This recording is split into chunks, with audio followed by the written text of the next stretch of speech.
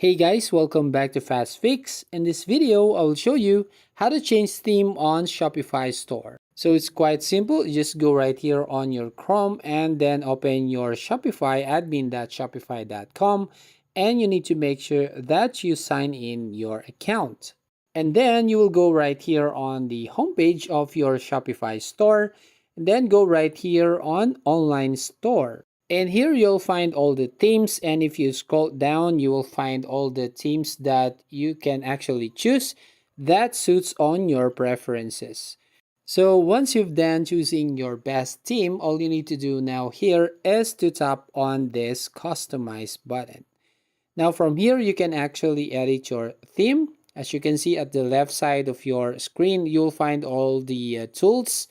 You can change the homepage or other template right here, and you could go actually change the footer or header. Now you can go here on the apps, and from here you have many options.